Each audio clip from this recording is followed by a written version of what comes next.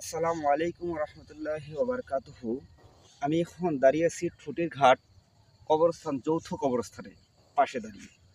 আমি এখন একজনের সঙ্গে সাক্ষাৎ নেব।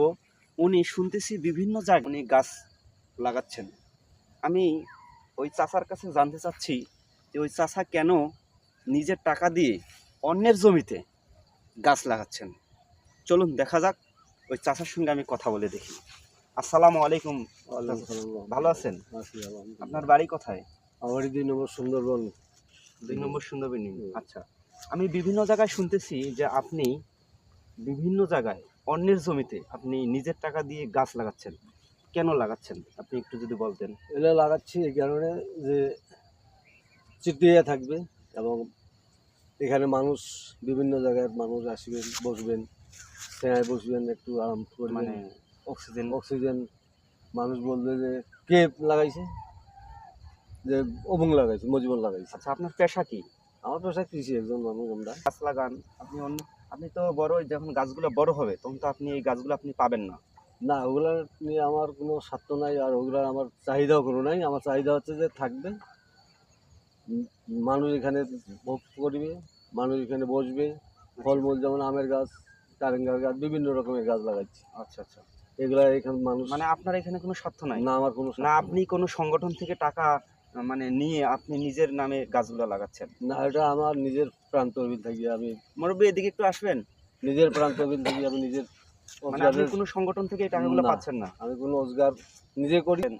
এটা তাহলে আপনার কোনো স্বার্থ নাই? না, আমার কোনো স্বার্থ মানে নাই। আপনি কোনো জায়গা থেকে পাচ্ছেন না? না। আচ্ছা, আমি এখন এক এলাকার লোকের সঙ্গে কথা বলবো, দেখি উনি কি বলে। আসসালামু আলাইকুম। আপনার পরিচয়টা যদি দিতেন তাহলে একটু। বাড়ি কোথায়? আমার বাড়ি তো আপাতত এইখানেই এখন। আচ্ছা, আমি শুনতেছি যে উনি এই মুরব্বী হ্যাঁ। নিজের টাকা দিয়ে অন্যের জমিতে গাছ লাগাচ্ছে। হ্যাঁ। আচ্ছা, আপনারা কি কতটুকু জানেন? এই যে আমার গাছ লাগাইতেছে, আমার কোনো স্বার্থ নাই আর কি। না, উনি কি মানে কি কাজ করেন উনি? উনি কৃষিকাজে করে গাড়ি চালায়। গাড়ি চালায়।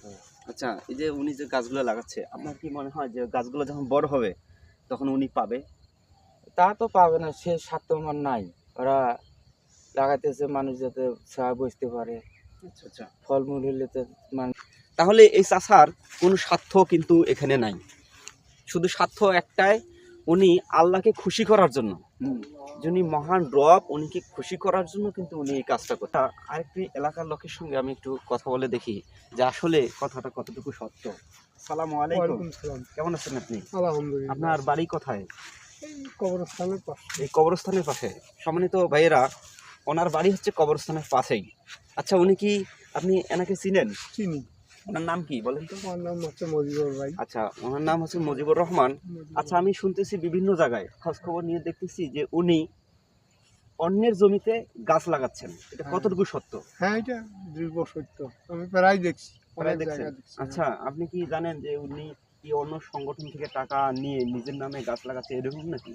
না, না, না, না, থেকে টাকা পায় না, না, আমি এটা উনি শুনিনি। নিজের তহবিল থেকে।